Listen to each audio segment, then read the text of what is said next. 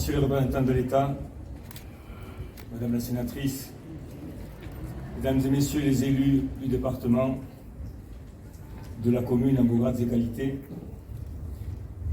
Mesdames et Messieurs les responsables des forces armées et de sécurité, Mesdames et Messieurs les représentants des associations patriotiques, Mesdames et Messieurs, nous célébrons aujourd'hui le 78e anniversaire de la libération de Lourdes. Mais il n'y a pas de libération sans résistance. Regardez, à 2 heures d'ici, depuis des mois, ce que fait le président ukrainien. Et pas de résistance sans figure emblématique. Alors, je vous propose de revisiter le parcours exceptionnel d'une de ces figures. Je veux parler du capitaine Honoré Ozon, dit Léon. Il faudra toujours parler d'Honoré Ozon après nous, ad vitam aeternam. Et ce n'est pas faire offense ni injure aux autres résistants qui ont œuvré pour la libération, mais c'est comme ça dans la vie, il y a toujours une figure emblématique, et lui, il s'y inscrit à jamais.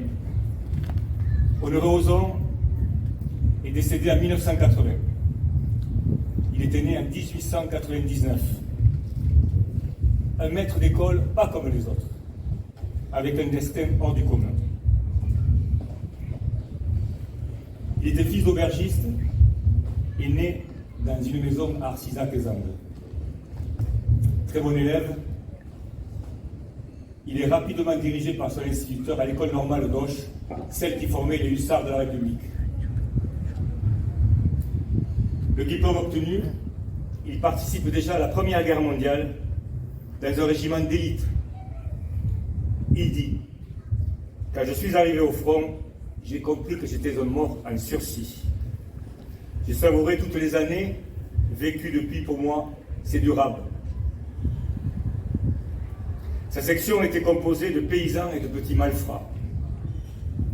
Tandis que ces derniers, les petits malfrats, étaient tétanisés au premier bombardement, les paysans, solides et discrets, faisaient preuve d'un courage tranquille sous le feu.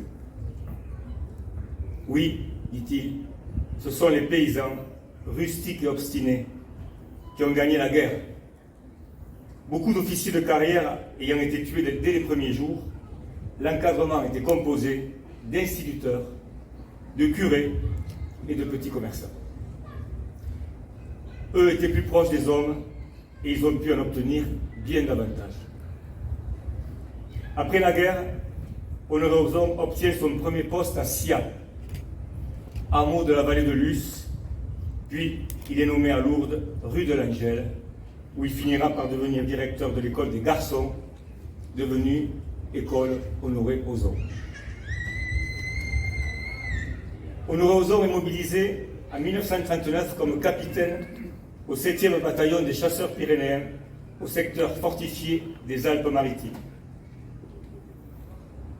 Il est ensuite chargé de l'armée secrète de Lourdes après l'arrestation de Célestin Romain, dont le boulevard porte son nom. Son nom de résistant était Léon. C'est avec le grade de capitaine qu'il recevra la reddition du colonel Pulitzer et des 300 Allemands des postes de montagne. En contrepartie d'une promesse qui lui avait été faite, le colonel est descendu à la grotte avec un certain nombre de croyants pratiquants et il n'y a pas eu d'effusion de sang. Il participera à la poursuite des colonnes ennemies jusqu'en Charente. Et alors que beaucoup de résistants sont promus, Honoré Ozon a souhaité garder son grade de capitaine, montrant ainsi à tous sa grande humilité. De même que Georges Guingouin à Limoges. C'est à peu près la même histoire. Il sera élu au conseil municipal de Lourdes dans l'après-guerre. Son caractère et sa moralité, c'est pour ça que je voulais aujourd'hui rendre hommage à cet homme, et il faudra rendre toujours hommage à cet homme, parce que son caractère et sa moralité en firent un personnage non seulement important du Lourdes d'après-guerre, mais aussi, comme tous ceux qui sont de grands hommes, quelqu'un de très simple.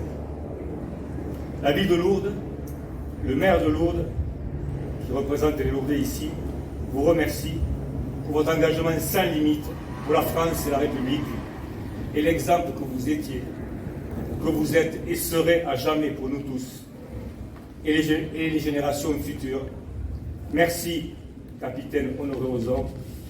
Merci, monsieur Honoré Ozon. Que vive la République, que vive la France. Merci.